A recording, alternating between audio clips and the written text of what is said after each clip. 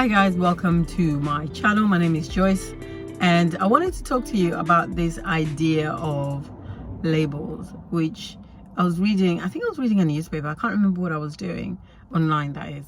And it just dawned on me how sometimes we can get so caught up with the labels that people give us. And so I'm going to talk to you about a couple of them. And of course, as always, take what is useful to you, leave what isn't useful for you, and move on if it's completely not your vibe. So thank you for stopping by. I really appreciate your time and look forward to your conversations underneath, as always, which you're very welcome to leave. And as long as it's not abusive, I will be in touch. So one of the reasons, for example, I was thinking about this idea of singlehood, how the world tells us, or maybe not the world necessarily, but in general, there are ideas about who single people are. Like being single is usually not seen as a very positive thing. Although from 0 to about, I don't know, this country maybe about 15 or 16, it's reasonable to be on your own. It's reasonable to be a child, a young adult. But once you get to over 16 and you're on your own, or over 21, let's say 21, let's just be generous enough and say over 21, it's almost seen as if it's a problem. But the thing is, you were born alone, you will live alone, and you will die alone. So try not to attach singledom or to see it as a burden, and actually start seeing being single as the natural state of things. Now, being with someone, you're still single. You're just adding somebody else into the mix. The secret is finding somebody who really matches your own vibration positively. I mean, even if it's negative, it's still helpful in terms of what you have to learn. So, that's not necessarily a bad thing. Sorry about the slip up, because I was trying to put you on my tripod, but it looks very odd because of where the sun is sitting, and I'm just outside my house right now, and I thought I'd just quickly do this. So you're kind of propped up on top of my steering wheel, so it may I hope you don't fall down again, so apologies if you do. So where was I going with it? Singledom, yes. So you're born alone. Even if you're married, you're still a single entity. You must never see yourself as somebody else or belonging to somebody else, because once you start doing that, you start losing your identity and kind of meshing into what the other person, especially if they're dominant, you might end up losing yourself completely. And I know from coming from a background where my childhood was filled with abuse. I don't ever want to be in a place where somebody else, or I give my own responsibility or autonomy to somebody else. And so I see myself fully as a single person. So when you go, for example, if you go to the doctors, they're not going to say, where is your other half? Although the world likes to think like that. It's always going to be your medical history. If you want somebody else to be answering or to be responsible for your your health, you have to give them the power of attorney to be able to speak on your behalf.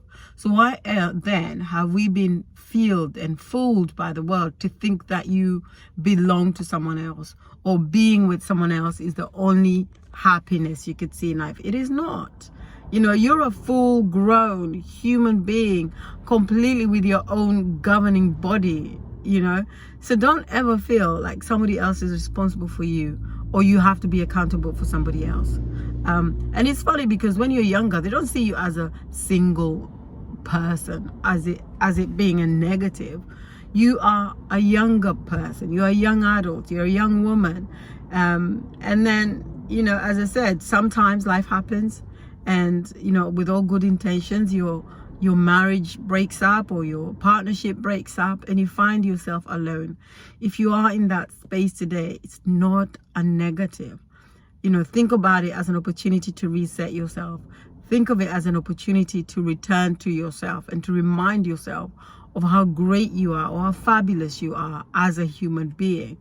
As a person who has a right to live and exist as a single entity and does not need to explain to anybody else why you are on your own. It's okay. You were born alone, you will die alone, you'll be buried alone.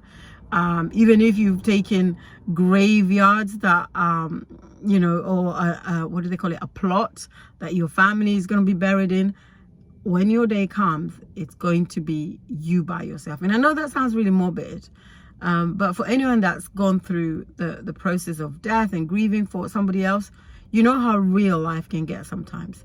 So I want you to be encouraged, you know, and not to ascribe, particularly when it comes to the economic sense, that to ascribe to that economic ideology of being a single parent, of being brought up in a single household.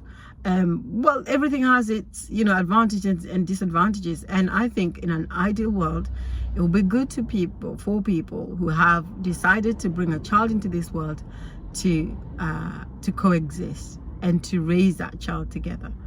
But life isn't always perfect, and things happen, and they're not always good things, and sometimes you have to make a decision that it doesn't seem to make sense to anybody else but to you. So I want you to walk proudly in that, and be happy with who you are and where life has put you, but don't allow life to dictate how much money you earn, the confidence that you have within yourself, any job or business that you go for. You make that decision. You are the only person who has a right to determine, to self-determine and self-governance in your life. That's not to say there aren't laws in this world that we follow. There are. You know, we live in a world where we signed a social contract, physical or non, where you have to be a certain way to live with other people, and that's fine.